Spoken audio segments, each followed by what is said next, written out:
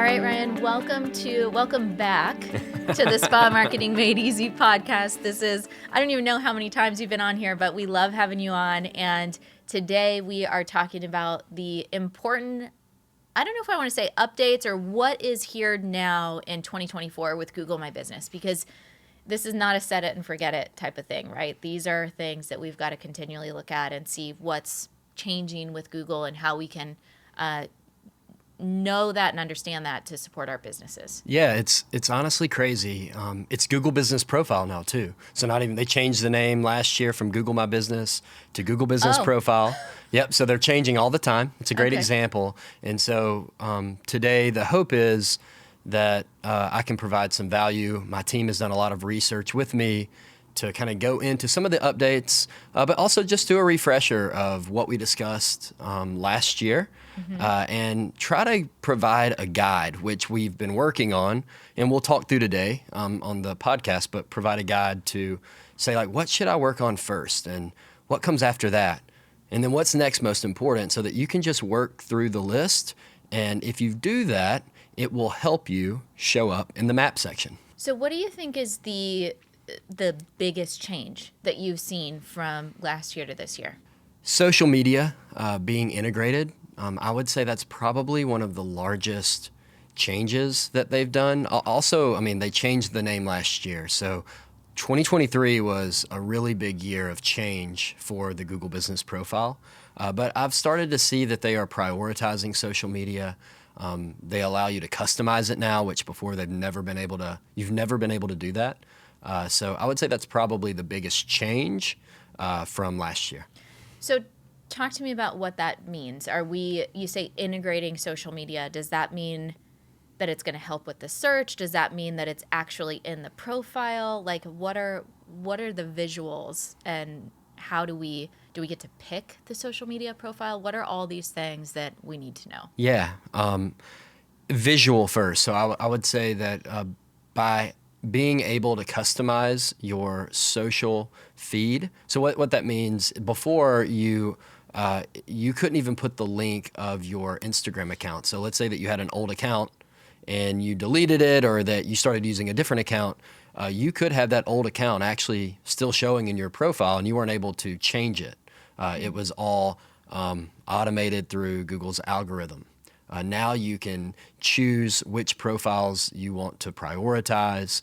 You can link the right profile on your Google Business Profile, and then back to visual, it will show up directly on your Google Business Profile. I haven't seen it be prominent yet. I think it's coming, where your post will actually start appearing right on the Google Business Profile, so that someone that's looking at your profile, which I'll even take a step back and say, I just went to Colorado and Breckenridge, and I used Google to find restaurants and places to go to.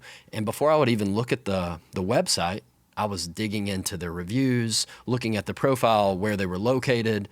And that happens for all of your clientele. They're going to look at your Google Business Profile before they even look at your website. And so this is just another layer that Google's adding in, where they can look at your reviews, they can look at your location, they can look at the services that you offer, and now they can look at your profiles, your social feeds in real time. So is it like just the top 9 tiles, or can you actually scroll through and see the whole? Like, I'm trying to understand how this is going to be incorporated. So at this stage, I think this would be really cool if they added. They haven't yet.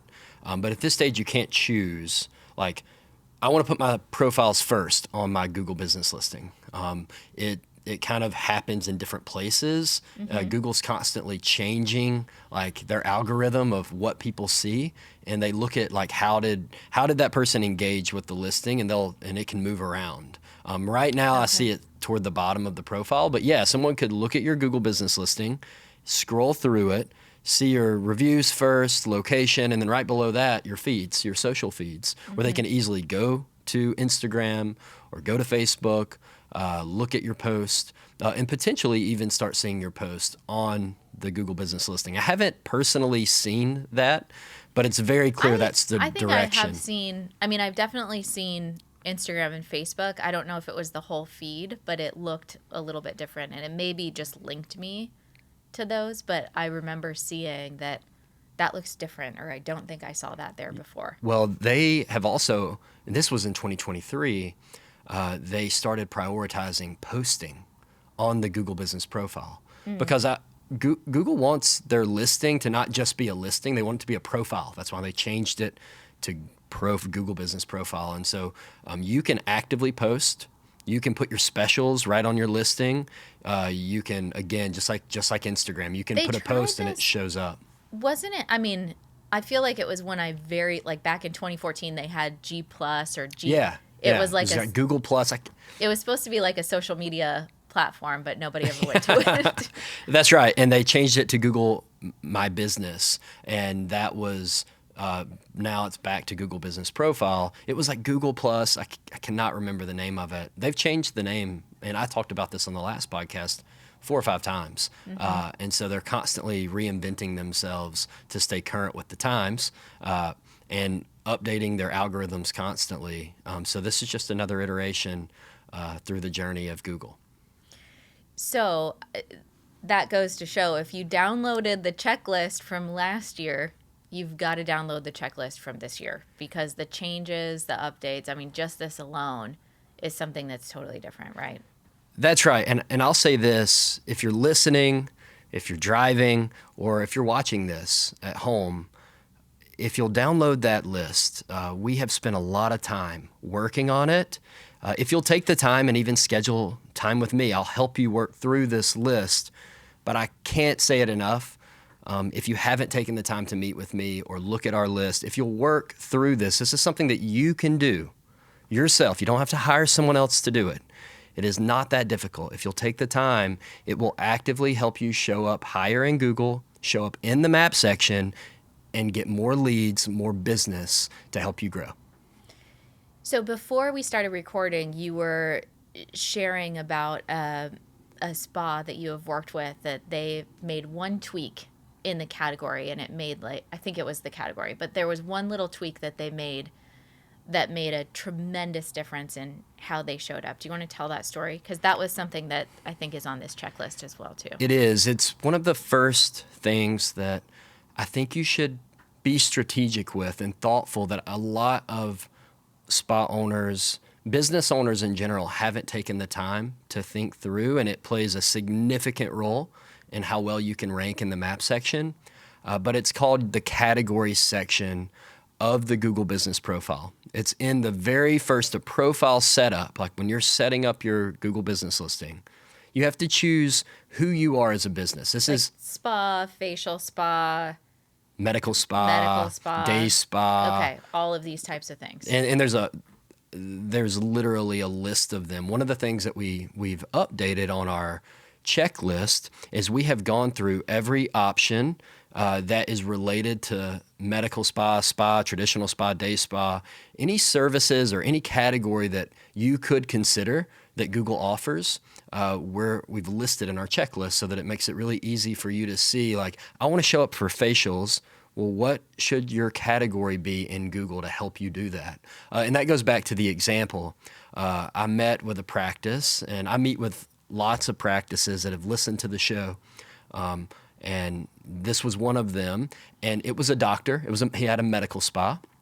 He was an ophthalmologist before he opened his medical spa, and he moved into aesthetics.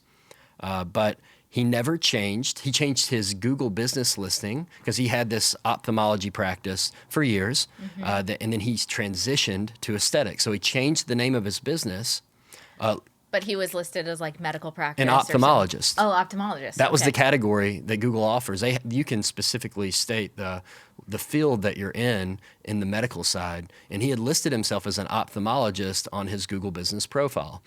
He had updated his business name, changed all of, he had over 300 and I think it was like 370 reviews. And for his aesthetic practice? For his aesthetic practice. Like for the same listing that he used in ophthalmology, he kept it, changed the name of it, didn't delete it.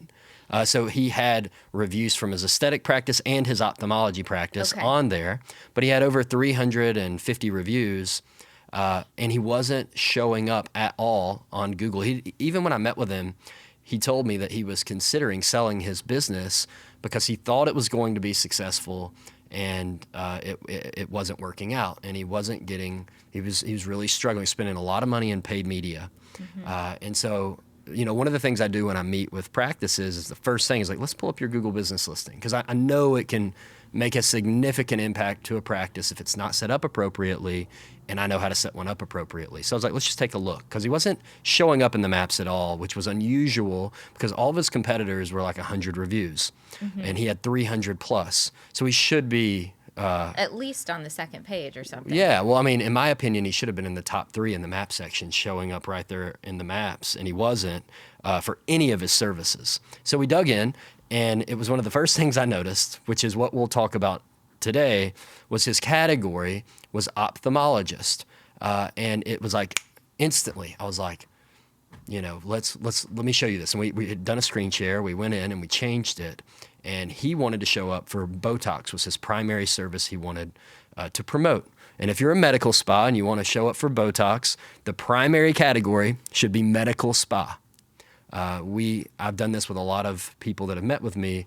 We'll go pull up the major cities, New York City, Botox in New York City, Botox in Los Angeles, et cetera, all these big cities, because the cream of the crop will rise to the top. There's a lot of competition, and so you can kind of get an idea of what Google prefers, because they can only pick 3 options in this highly competitive market, and you'll see like they're all medical spa, medical spa, medical spa.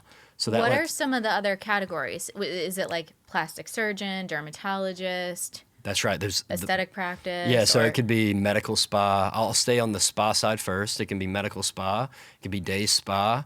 It can be facial spa. It can be waxing, like if you're a hair removal service. So if you're like focused on waxing, a hair removal service is in there.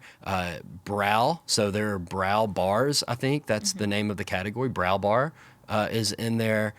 Laser hair removal, that can be a category that you put directly in. So I wouldn't say that laser hair removal should be your primary, but if you offer it, you need to make sure it's one of the categories that you choose. So there's honestly a lot of, and then dermatologists, plastic surgeons, facial plastic surgeons, ophthalmologists, like the list goes on and on.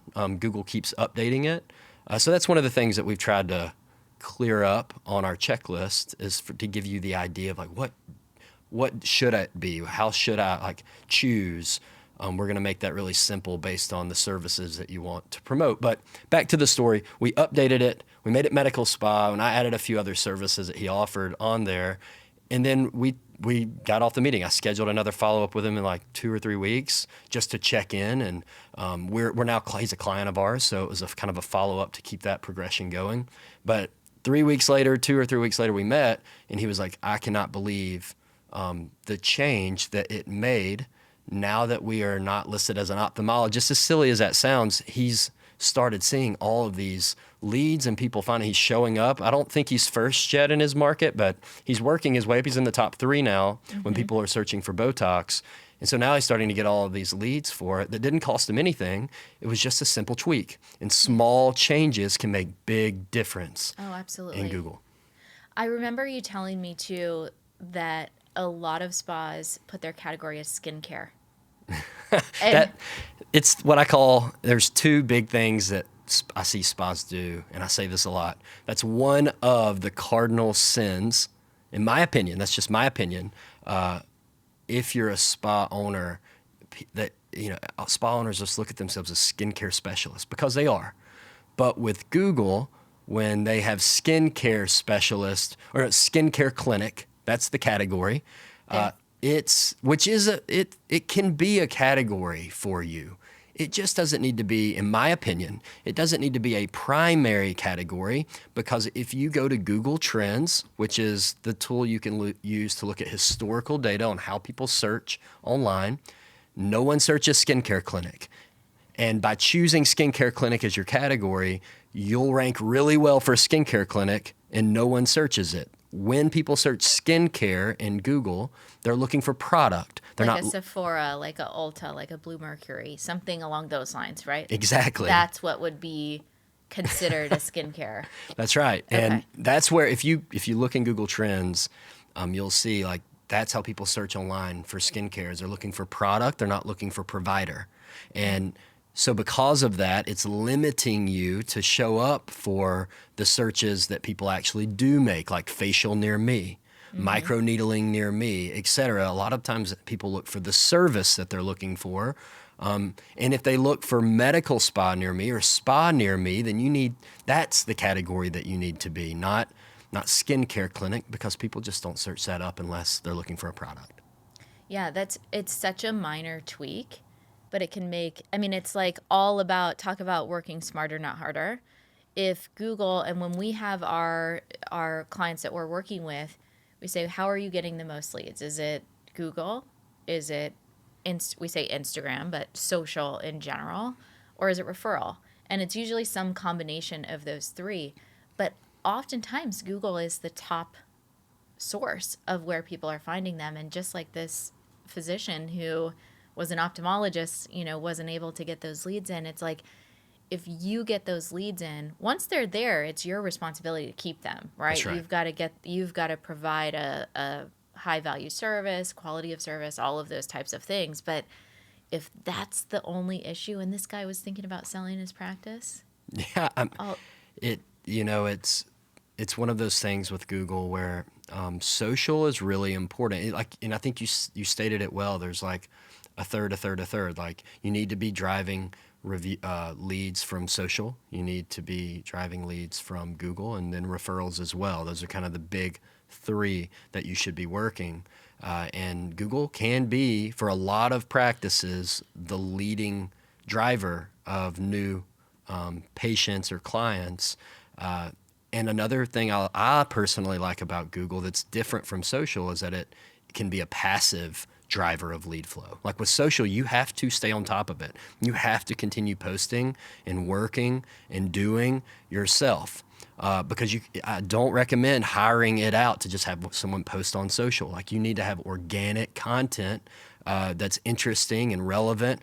That's what patients care about. With Google, it can be more passive in nature. You don't have to post every single day. And you also can hire it out, which I don't necessarily recommend doing on social.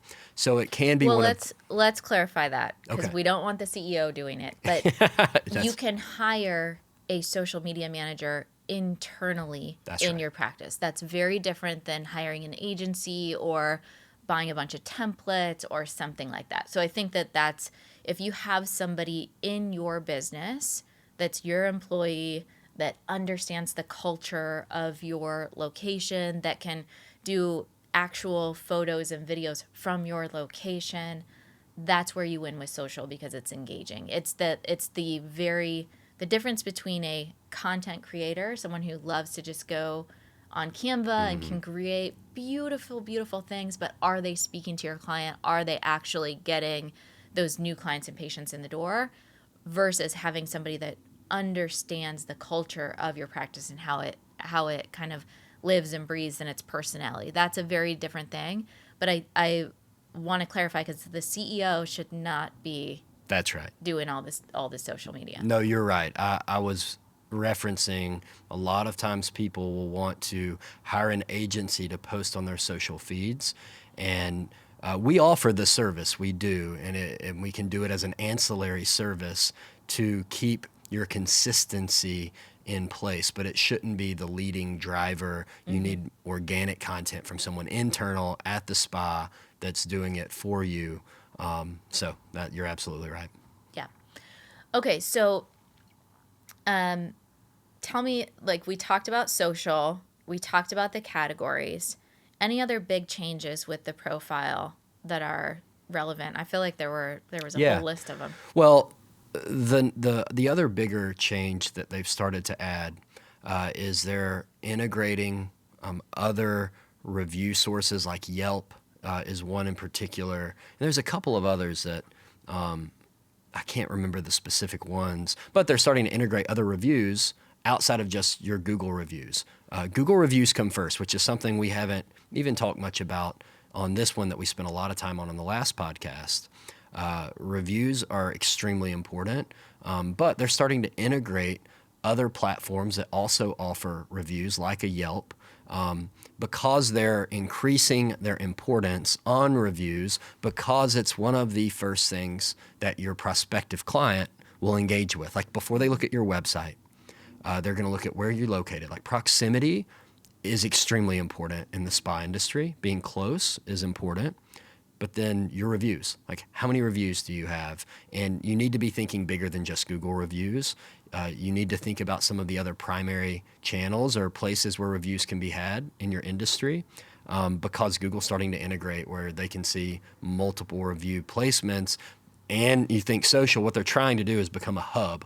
Where you get all of this data kind of aggregated in one place that people can, instead of going to Google, then going to the website, then going to the social, then going to the other. It's like the one-stop shop. That's exactly right. Like to help make decisions, for people so that they can, because people want to make decisions quickly.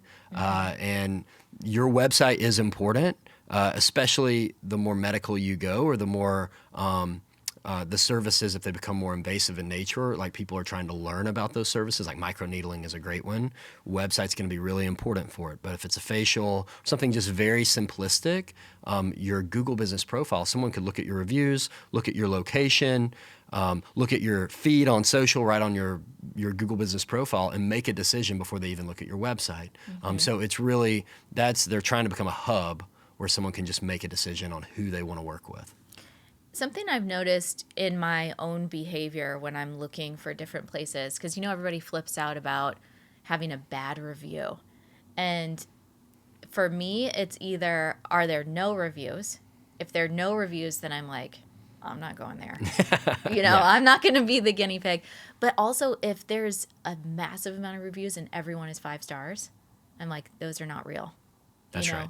So I think it's important to note that, like, requesting reviews and requesting an authentic review is really important. And it's not the end of the world if you have a handful of people that didn't align with your company.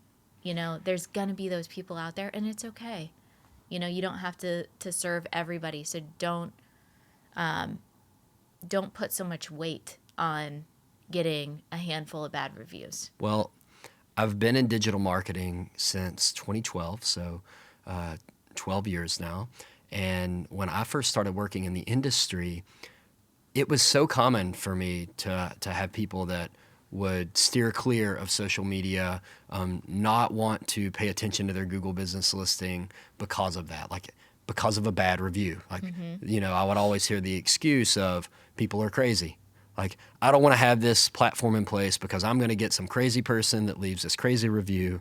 And as time has gone on, you just can't avoid it. You have to have these profiles. You have to stay active. You need to proactively pursue reviews because there are going to be some people, you can't avoid it, that leave bad reviews. And it creates a importance on having a process, a strategy, leveraging technology that's out there. We offer a tool that will help you solicit reviews, but you need to have a plan in place that's actively growing your reviews, because outside of your category, the category you choose, the very next thing that's most important to Google in showing up in the map section is how many reviews do you have? If you have 300 reviews and your competitors have 100 reviews, it makes it difficult for Google not to put you first just based on how many reviews you have, if you've got your category section done correctly. So it is massively important for you to continually grow how many people are leaving feedback, because, and it also plays into how people make decisions. Like if you find, I just booked the hotel here, and how I did that was looking at Google Business Profile, and I found one with a lot of reviews. It didn't have to be perfect, but I could scroll through and see that. Is it clean? Is it safe? Yeah. You want to see all those things, and not just from the website, but from actually people that have stayed there. Exactly. And so for spas, like, you want your clientele to leave their experience, because other people, that's one of the first things that people look at. Every listener on this podcast has done it themselves for various services that you're looking for, where you've gone and you've looked at the reviews, and that's how everyone else makes decisions today. So you have to have a plan in place to grow your reviews. Oh, and I think too, I mean, to that, I know it's kind of a heavy topic, and you brought up Yelp. I know a lot of people have a love-hate relationship with Yelp. And you brought up the excuse of, oh, crazy people. I think it's also important for us to remove ourselves from the emotional aspects of it and look at what that person is saying. And yes, I have known experiences where people were leaving negative reviews that hadn't even been to the practice. That needs to go away, right? That has no place. But if there's a situation that happens, which, guys, in every business, you're going to have a point where you mess up. You're in business long enough, there's going to be some point of conflict. And when you get those negative reviews or that feedback, look at it as an opportunity of how can I solve this problem so it doesn't happen again. And I think that when you respond to those negative reviews, and when you how you respond, is that tells me as someone who's reading the reviews, oh, here's a negative review, and then look how the owner actually responded to try and resolve that issue. That puts my judgment on, is this just someone that had a really bad day and is taking that out on this individual business, or does this business not even pay attention? So that feedback or trying to resolve the issue, I think is just as important. You absolutely nailed it. I get asked from my clients a lot, what do I do? What do I do? I just got this bad review. Can we take it off? Can we take it down? That's the question that people always ask me. And you can dispute those reviews that are false in nature. But you can't delete all the reviews. The number one thing that you can do when you get a review is respond to it. If you don't respond to your reviews, it can hurt you more than if you take the time and provide an authentic response. A lot of the times, and the listeners have probably done this, and I have, is when you see a bad review, you always will read the response from the business owner as well. And if the business owner replies in an authentic, professional manner, it can negate the bad review that happened, because everyone understands, at least most people understand, that we're all humans and we all make mistakes, and we can't provide a perfect experience every single time. Things happen. And so it's all about the response and making sure that you provide both sides of the story. You have to be careful, obviously, HIPAA, and you can't go into some of the medical, the situation itself, but you can have a professional response. And people read that, and it can negate the bad review, that crazy person that left that outlandish review that will happen. If you provide a stable response, people will scroll right past that bad review and look at all the other positive ones and still come see you. Mm-hmm. So what else is on the list? Anything else that's I know definitely, you guys, as you can hear from these different points, you want to be sure to download that, but we want to give you kind of the reasoning of why. How long do you think it would take to go through this list? Sit down for about an hour? What I recommend, it could take a little bit of time. It's not something that you just snap your fingers with and finish, but Google doesn't want you to have a set and forget mentality. This is something that Google wants you to continually use your profile as a tool, not a thing that you set and forget. And so what I recommend is take twice a month, every other week, block an hour of time, and work through this list, but do it continually. Now, one of the benefits when you respond to reviews is just that you're logging onto your profile and you're working on it. That's one of the things, Google wants to see you use it as a tool. That's a great example of how you can leverage the profile to use as a tool as you're engaging with your audience, with your patients.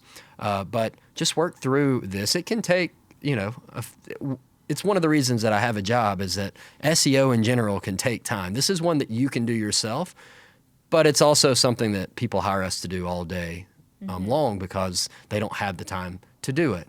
I like this one for the business that may not be able to hire it out yet, but they want to increase their presence. It's not technical. It does take time. I would say the third thing that I want to touch on that we haven't discussed is after you've got your category right and you're growing your reviews, the next thing that you need to work on is making sure that all of your services are listed. There's a service section in the Google Business Profile that you need to make sure you've completely updated. Last year, 2023, they added this new section that absolutely has ranking value if you take the time to do it, is actually having a description of the service, the pricing of the service.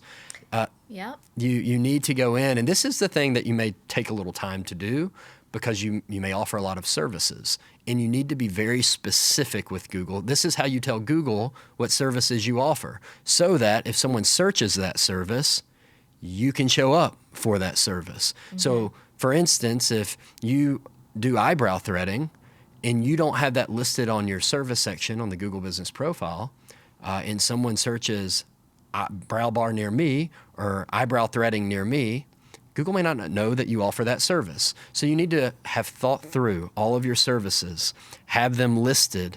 I say take time and build a list of all of your services, be granular, and then make sure that they're accurately reflected on your Google Business Profile as well, so that when someone searches the service, Google knows you offer it. It increases the likelihood that you can rank. So that's the third, I guess, big one, is working on your services. So what about a lot of spas will have these fun kind of branded names for services that they come up with. In that service section, are we listing eyebrow threading or are we listing our cool branded name? Yeah, it's a really good one. We haven't discussed website. So this goes for both your Google Business Profile and your website. So if you're listening out there, go to your website and look at this too. But you need to have the service name listed, like the actual service. Think about, like, how are people looking online? Are they looking for your fun branded name? They probably don't know about it. So if it is, let's say it's the sparkly champagne facial or something, like that it's this, and it's a combination of this service and LED and that service and all that. So could we call it the sparkly whatever, and then in the description have all of the keywords that are searching for, or does that not give it what it needs? No, it's a great question, and this podcast could probably go for 2 hours if we wanted it. But two things here that are really important. On your Google Business Profile, you made a perfect example. I think I found a button, Ryan. Yeah, this is such a good example. You'll have the facial that you offer, and you'll offer all 4 services in one package. Yep. Right? You need to have all 4 of those services broken out as individual services on your Google Business Profile. So you don't need to have you need to have facial. You can dermaplaning, chemical peel, LED. That's right. And then it's our combo whatever facial includes. Yeah, your custom facial is probably or you could even think correct. I wouldn't recommend naming it. I would think, maybe corrective facial or custom facial you could use. And then in the description, you could have all of the services that are included in it. But I would say, honestly, that is more for your website. Having the packages on your profile, you strictly need to think about how people look. So you just need to have custom facial or facial for the facial near me search, chemical pills for the chemical pill search, dermaplaning for the dermaplaning, because people actively search dermaplaning near me. Overarching category of what they're searching for. That's right. You need to have all of those services broken out.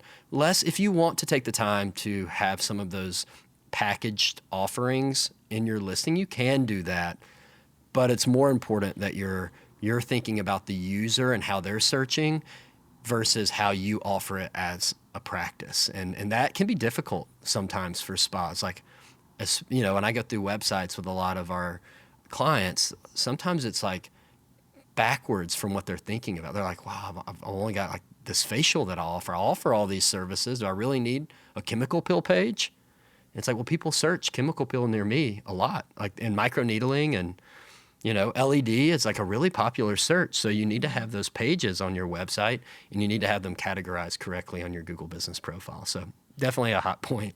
And I don't think it means that you can't have these fun, cute branded names. I think that can be an important part of the experience.